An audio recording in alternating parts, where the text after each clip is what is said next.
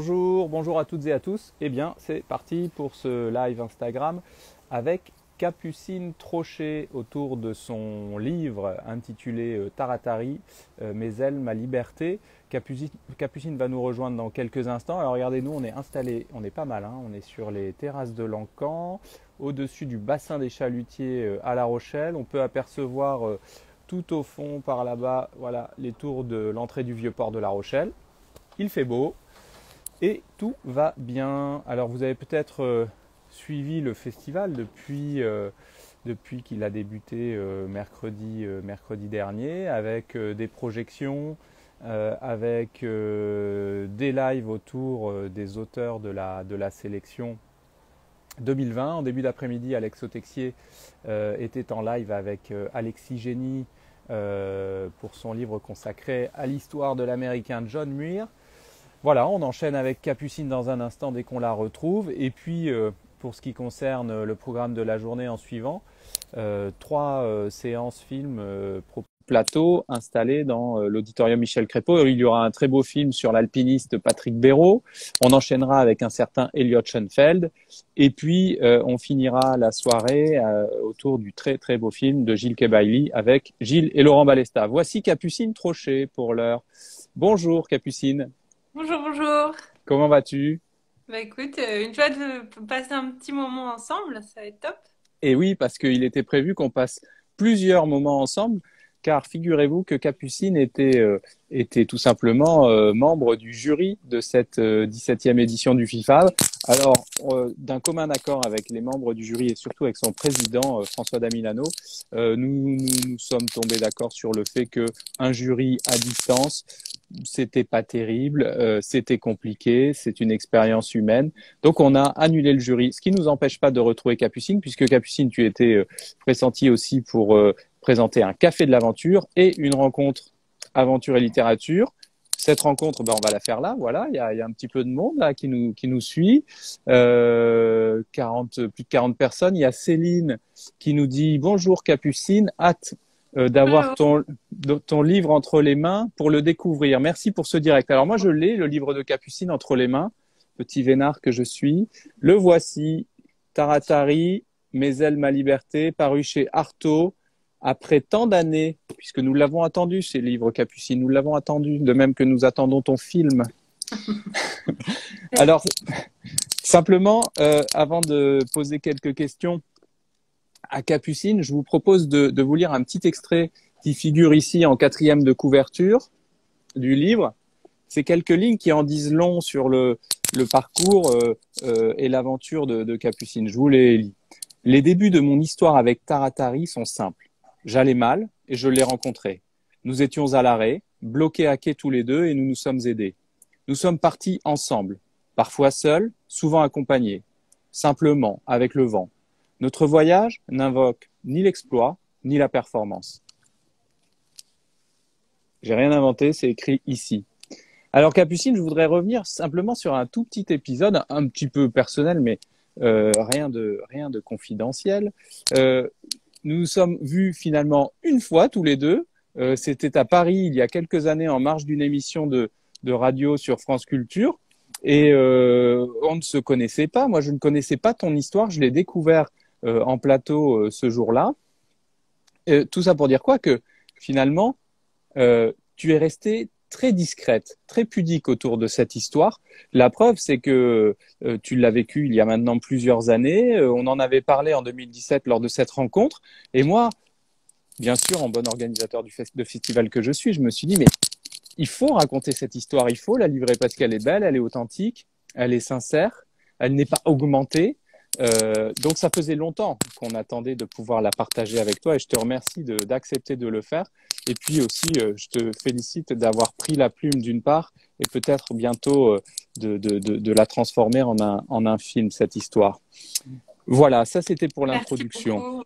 Oui. Il y a beaucoup de monde qui nous rejoint et c'est très chouette. Alors, Capucine, Bonjour tout le monde. voilà, Capucine Trochet. Tu es en Bretagne, Capucine? Oui, je suis à côté de Lorient. Très bien. Oh, mais là, je suis confinée. Bretagne Sud, confiné en Mm. Bretagne Sud, ça va, c'est bien. Euh, Capucine, pour commencer, ta rencontre avec ce petit bateau, Taratari, et son histoire à ce bateau, parce que ce n'est pas un bateau tout à fait comme les autres. Alors, j'ai rencontré Taratari au Salon nautique de Paris en décembre 2010. Quand j'ai vu ce bateau, je l'ai trouvé absolument magnifique tout de suite. Je connaissais son histoire un petit peu. Donc, ce bateau, il a été construit par Corentin de Châtel-Perron, que beaucoup connaissent, et qui, en fait, l'a construit au Bangladesh, dans le chantier d'Ivmar, dans un chantier naval qui s'appelle Taratari, d'où le nom du bateau. Et en fait, Yves construit des bateaux de pêche pour les pêcheurs du golfe du Bengale. Et Corentin, qui était bénévole là-bas, s'est dit, et si on utilisait le jute comme on utilise le chanvre ou le lin en France pour faire un matériau technique? Et il s'est dit, bah, pour essayer, enfin voilà, et on va construire ce prototype. Et avec l'aide d'Yves de Marc Van Petegem et de pas mal de monde, bah, il a construit ce beau petit prototype Taratari qui incorpore 40% de toile de jute et de la résine polyester. Et pour voir si l'idée pouvait marcher, eh bien, il a pris la mer et il est arrivé à La Ciotat en août 2010. Et donc le bateau, bah, lui, faisait des petites virées mondaines de salon en festival. Et voilà, là, c'est l'histoire de ce bateau. Donc, et moi, à ce moment-là, je suis en train de préparer ma Mini Transat 2011. Et voilà, belle rencontre au salon.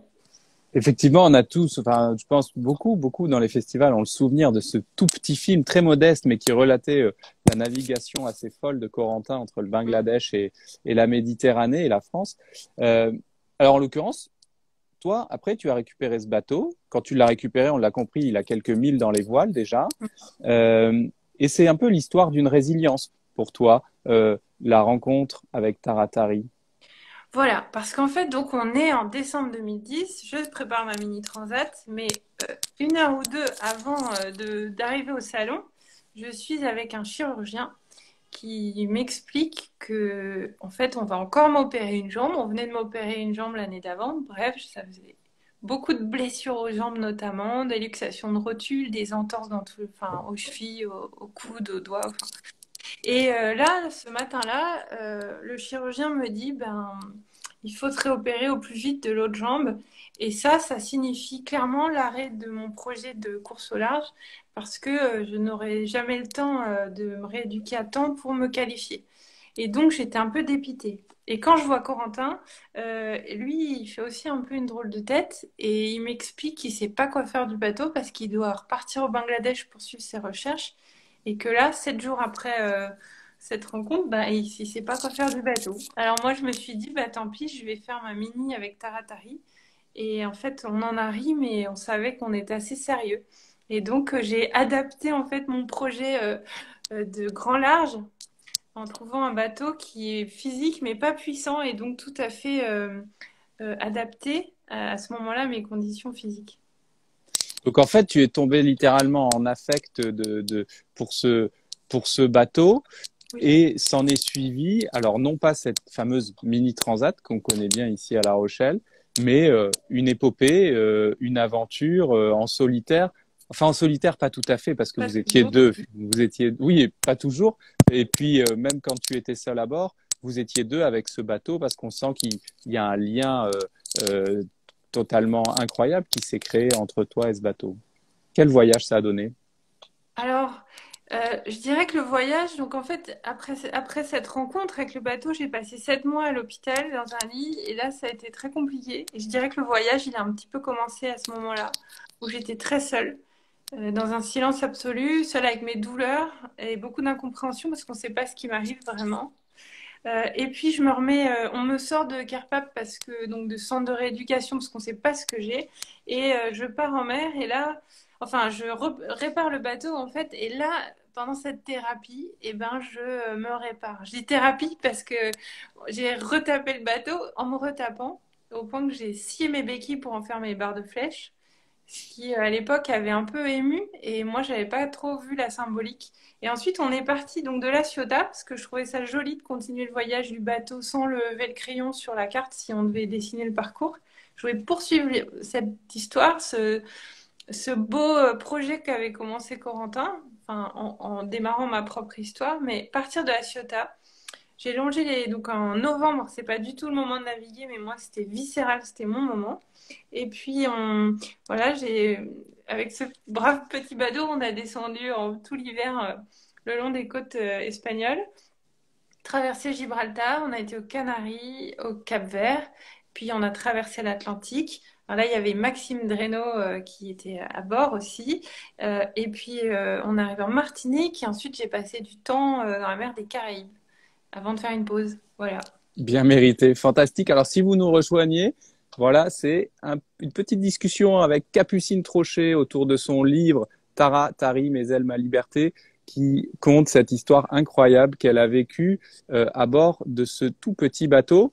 Alors, Capucine nous faisait un petit peu le récit géographique de son voyage. On peut l'apercevoir. Voilà, je crois qu'il y a une photo là où on la voit ici avec Corentin de Châtel-Perron en train de passer Gibraltar, si je ne m'abuse. Non, non, non, Non, on n'a pas navigué ensemble. On est à Gibraltar, on essaie de réparer à le petit Gibraltar. moteur. Ouais. Voilà, des petites photos de Taratari. Alors, Capucine, euh, au-delà du, au-delà du voyage, au-delà de la maladie et des souffrances, parce que tout ça n'est pas fini, tu es malgré tout capable aussi de te raccrocher à une philosophie de vie pour laquelle tu milites et faire passer des messages en lien avec cette philosophie de vie. Et ça, c'est encore une facette de ta personnalité qui en dit long aussi sur ton abnégation. Oui, et c'est d'ailleurs étonnant qu'on parle de ça sur Instagram. C'est bien la première fois que je fais ce genre voilà, de partage. Mais bon, faut vivre un peu avec son temps, m'a-t-on dit. Non, mais c'est vrai que oui, à bord du bateau, j'avais la place pour rien du tout. Donc déjà, j'avais peu de choses. C'était très sobre. Très vite, les choses m'encombraient. J'avais pas de moteur, pas trop d'électronique ou des choses comme ça. On a mangé froid avec Maxime pendant 25 jours. Euh, on... Voilà, c'est vraiment sobre. Et c'est vrai que cette expérience, c'était pas juste pour s'amuser, c'était vraiment quelque chose qui est devenu une conviction et que j'essaie de poursuivre là, dans ma manière de faire et de vivre. Alors, c'est vrai que j'ai eu du mal même à parler de cette histoire, c'est ce que tu disais au début de notre rencontre, là, ouais, c'est pas de la pudeur, mais je trouvais ça très égocentré, j'étais très dans mon histoire, et voilà. Et puis peu à peu, à force de rencontrer des gens, j'ai compris l'importance du partage, et du coup, je me disais, je vais mettre mes propres mots euh, dessus. Donc j'ai écrit ce livre, la brillante idée de publier en 2020, hein.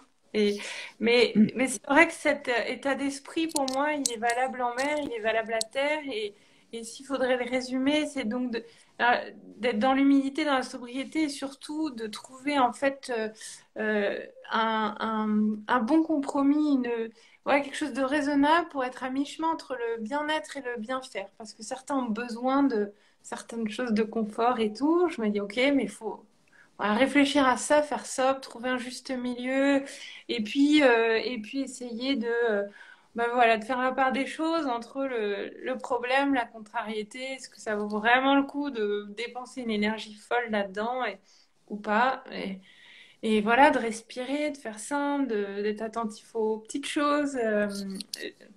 Voilà un peu les messages qui me tiennent à cœur, ouais. L'équilibre finalement, une quête d'équilibre sous la forme d'une sobriété heureuse, comme on dit beaucoup aujourd'hui. Je crois qu'à lui seul, ce bateau résume assez bien tout cela, toute cette philosophie. Il y a beaucoup de gens qui nous suivent. Capucine est presque une petite C'est très... centaine et c'est chouette avec des messages sympas, des Il y a des petits cœurs bravos. partout, c'est trop gentil, Oui, alors merci. il y a beaucoup ce signe-là, allez savoir pourquoi. Waouh, oui. Mais Moi aussi, je vous envoie des petits cœurs et des pouces. euh, Coucou simplement, Claire, et PC Vendée. ah Oh, voilà. Alors, belle leçon, un commentaire. Ça va tellement vite, ouais, ça j'ai va pas pu tellement lire. vite. Belle leçon de courage et de ténacité. On a besoin d'histoires comme la tienne pour avancer. Et surtout aujourd'hui où tout un chacun a un peu trop tendance à se regarder le nombril. Encore bravo, c'est Céline. Et Ouais. puis, Hmm.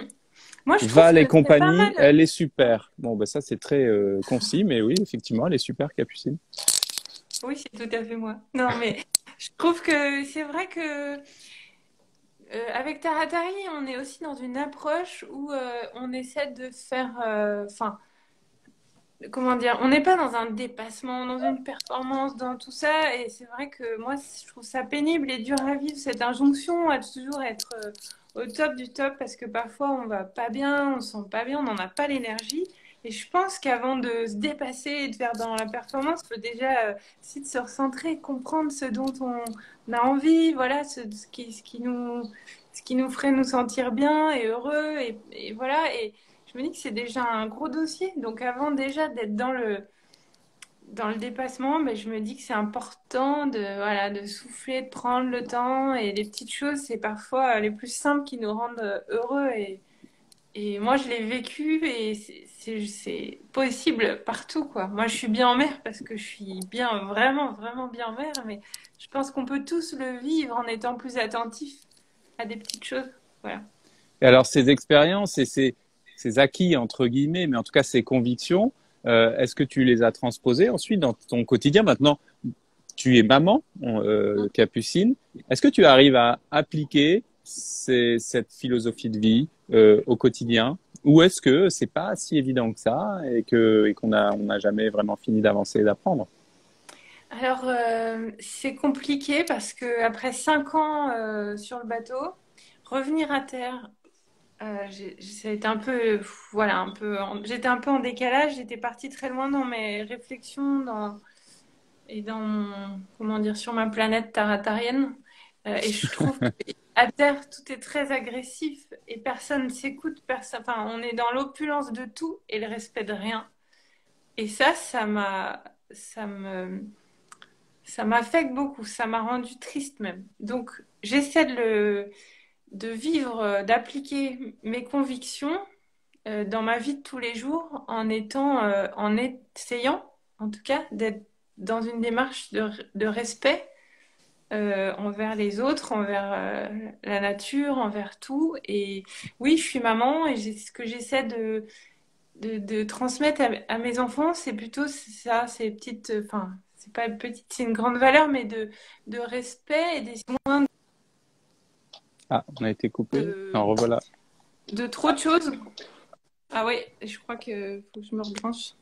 Faut que je pédale plus pour avoir de l'énergie. C'est Non, mais ça, qu'on c'est bon, on c'est doit bon. être, voilà, qu'on soit plus dans, voilà, je leur dis ben, d'écouter, voilà, du vent qui fait danser des branches d'arbres, c'est magique. Et il faut prendre le temps pour voir les branches qui volent dans le vent, quoi. Ça peut paraître un peu idiot, mais je me dis que si eux en ont la conviction, alors j'aurais pas complètement raté ce que j'essaie de transmettre en tout cas.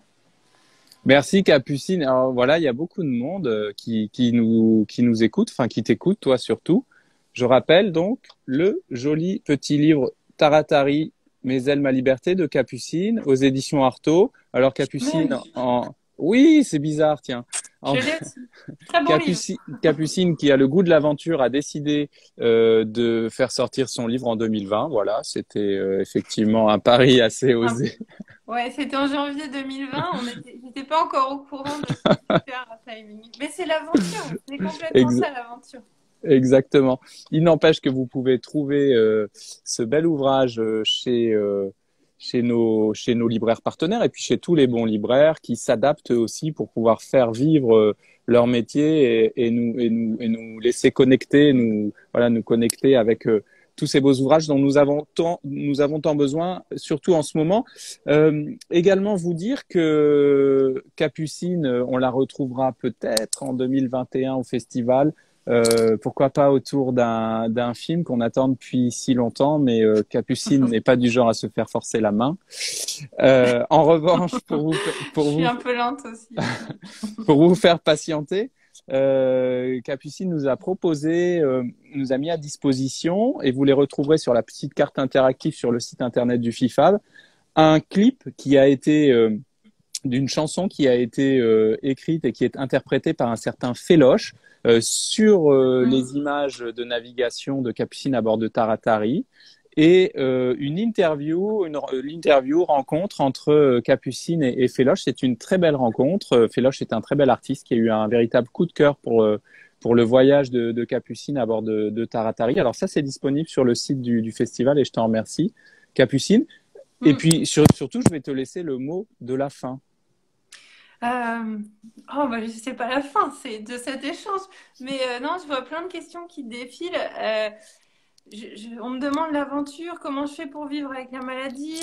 On se parle sur un truc high-tech, c'est vrai. En fait, alors j'essaie de répondre à ces petites phrases-là que je vois défiler pour ce petit mot de la fin. Je voudrais dire que voilà, tout est question d'équilibre pour moi. Il y a des jours, aujourd'hui j'ai mal, mes soucis de santé sont pas guéris et ne guériront certainement jamais.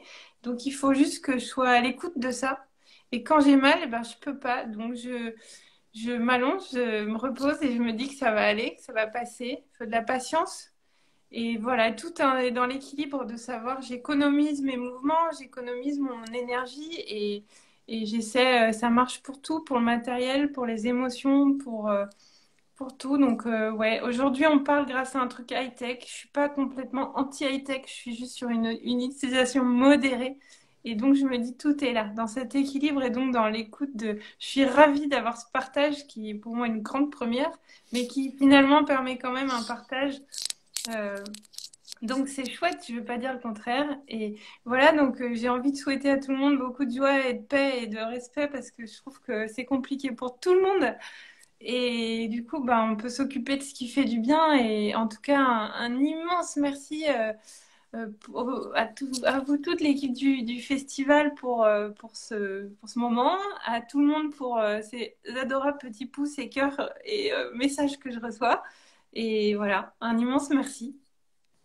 Merci, Capucine. Merci beaucoup. Écoute, j'espère à bientôt. J'espère que tu peux profiter toi aussi en famille des séances du festival. Merci à toutes et tous de nous avoir suivis. Je le montre une dernière fois. On va passer en privé. Taratari, mes ailes, ma liberté. On voit Capucine, voilà, à bord de Taratari, petit bateau fait de fibres de jute. Voilà, c'est aux éditions Artaud. Capucine, on se donne rendez-vous à l'année prochaine ou plus tard, peu importe. Mais en tout cas, merci beaucoup d'avoir été avec nous. À Merci bientôt. beaucoup, à bientôt. Au revoir tout le monde.